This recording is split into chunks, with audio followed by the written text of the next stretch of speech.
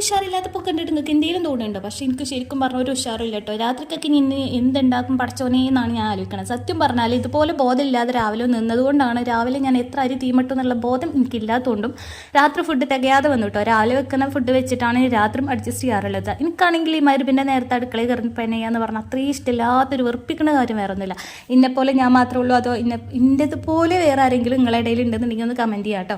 അപ്പോൾ എൻ്റെ ഉള്ളിയരിലിൻ്റെ കോലം കേട്ടപ്പോൾ നിങ്ങൾക്ക് മനസ്സിലായിട്ടുണ്ടാവും എനിക്ക് എത്രത്തോളം തൃപ്തി ഉണ്ട് ഉണ്ടാക്കുന്നത് എന്നാണ്. അപ്പോൾ ഞാൻ വേഗം ചോപ്പർ എടുത്തിട്ട് അതിൽ ഉള്ളിയൊക്കെ സെറ്റ് ചെയ്തു കേട്ടോ. ഇനി അപ്പോൾ നമുക്ക് ചോറ് വെക്കേണ്ട, അതിന് പകരമായിട്ട് കുറച്ച് ദോശമാവും ഫ്രിഡ്ജിലുണ്ട്, അതുപോലെ കുറച്ച് 2-3 ചപ്പാത്തിയും ഫ്രിഡ്ജിലുണ്ട്. അപ്പോൾ അത് വെച്ചിട്ട് അങ്ങോട്ട് അഡ്ജസ്റ്റ് ചെയ്യാമെന്ന് വിചാരിച്ചു. പിന്നെ ഇഞ്ചി വെളുത്തുള്ളിയൊക്കെ നമ്മളിങ്ങനെ പേസ്റ്റാക്കി വെക്കണോണ്ട് അതൊക്കെ അങ്ങോട്ട് എളുപ്പമാണ് കേട്ടോ. എന്ത് എളുപ്പമാണല്ലേ.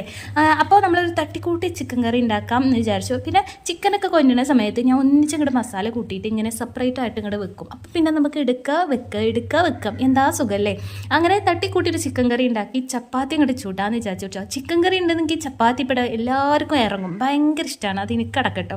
എൻ്റെ ആ പോയ കിളി ഇപ്പോഴും ഇങ്ങോട്ട് വന്നിട്ടില്ല, അതായത് എനിക്കിപ്പോഴും ഒരു ഉഷാർ ഇങ്ങോട്ട് വന്നിട്ടില്ല. അത് ഇങ്ങോട്ട് വരണമെന്നുണ്ടെങ്കിൽ കുറച്ച് ടൈം എടുക്കും കേട്ടോ.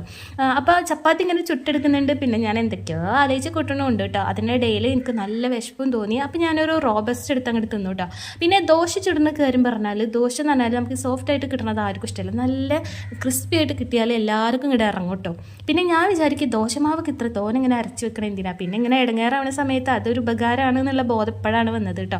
അങ്ങനെ നമ്മുടെ ചിക്കൻ കറി റെഡിയായി, ചപ്പാത്തി റെഡിയായി, ദോശയും റെഡിയായി. ഇനി അടുത്ത പരിപാടി പറഞ്ഞാൽ കുറച്ചധികം പാത്രം ഇല്ല, കുറച്ച് പാത്രം ഉണ്ടായിരുന്നു. അപ്പോൾ അതൊക്കെ കഴുകി വെക്കാമെന്ന് വിചാരിച്ചു. പിന്നെ കൗണ്ടർ ടോപ്പൊക്കെ ഒന്ന് തുടച്ച് ഒന്ന് ക്ലീൻ ചെയ്ത് ആ തുടപ്പൊക്കെ അങ്ങോട്ട് പിഴിഞ്ഞ് വിരിച്ചങ്ങോട്ട് സമാധാനമായിട്ട്. ഇനി അടുത്ത പരിപാടി എന്നാൽ കുട്ടികളെ പഠിപ്പിക്കണം, അവർക്ക് ഫുഡ് കൊടുക്കണം, ഇതൊക്കെയാണ്.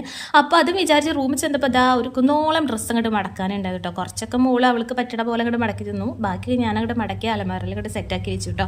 അപ്പോഴും പിന്നെ കുട്ടികളെ പഠിപ്പിക്കലും ഫുഡ് കൊടുക്കലൊക്കെ കഴിഞ്ഞ് അപ്പോഴേക്കും കാക്കു വന്നു കേട്ടോ. അപ്പോൾ ഞാൻ ഒരു ജ്യൂസ് മാത്രമാണ് കുടിച്ചത്, അതായത് എനിക്ക് വിശപ്പില്ലാഞ്ഞിട്ടല്ല, മോൾക്ക് തിന്നാൻ കൊടുക്കുന്ന ഇടയിൽ ഓരോ ഉരുള എൻ്റെ അകത്തേക്കും ചെല്ലണോണ്ടാണ് കേട്ടോ. അപ്പോൾ ഇന്നത്തെ വീഡിയോ ഇത്രയേ ഉള്ളൂ. അപ്പോൾ ടാറ്റാ.